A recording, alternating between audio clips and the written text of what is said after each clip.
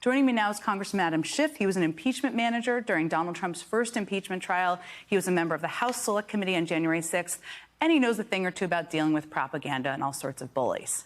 Congressman, thank you so much for joining me this evening. So I wanted to start just with some of what I just went through, because clearly what Trump did this weekend, accusing Joe Biden of being anti-democratic, I see some parallels here with what the Kremlin has done in the past, their tactic of projecting what they are doing onto their opponent. Do you?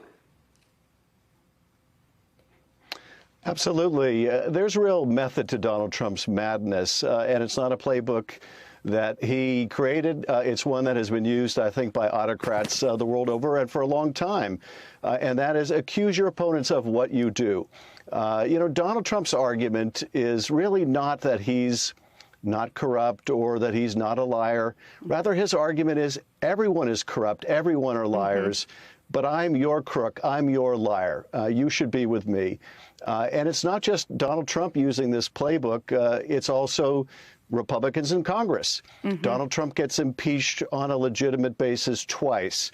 So they're going to impeach Joe Biden illegitimately. And why? To dilute the stain, to accuse Joe Biden of the same kind of misconduct that Donald Trump committed, when there is obviously no misconduct in the case of Joe Biden, but rather an effort by Republicans in Congress to muddy the waters, to dilute the stain of what Donald Trump went through. You see it in, people like Elise Stefanik accusing Nancy Pelosi of being an authoritarian or an autocrat. It's absurd, but if they can persuade enough people that, oh, everybody does it, then they hope to at least muddy the waters. They undoubtedly are aware Americans are deeply concerned with Donald Trump's anti-democratic plans, his statements about terminating the Constitution, his intention to eviscerate the civil service, and so much more, weaponize the Justice Department, and he is trying to muddy the waters.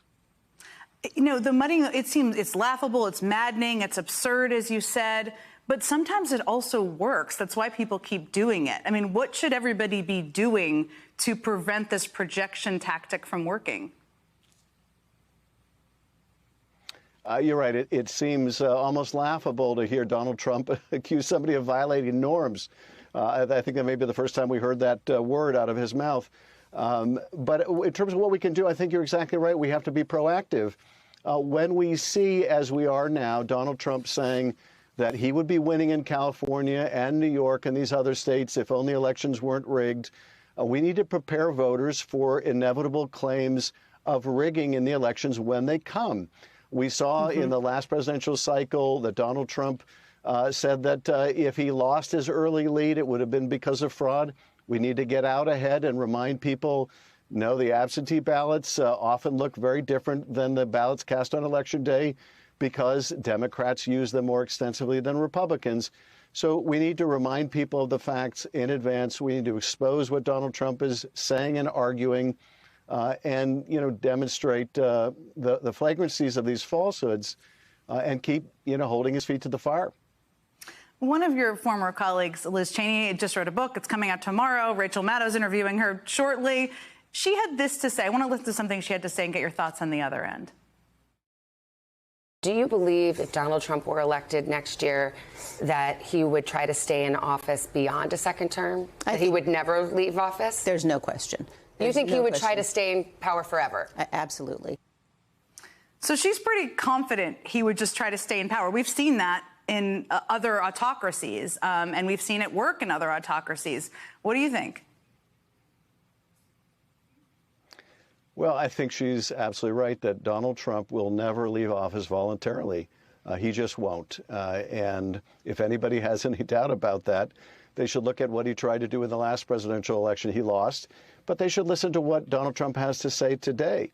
He's making it clear again that when he loses, he will contest it. He will argue that it's rigged and fraudulent, and he will terminate the Constitution if he is allowed to. He's also made it clear one of his plans is to use the military domestically. He tried to do that when he was president. And so, we need to take his threats seriously because we've seen him act on them. And this is who he is.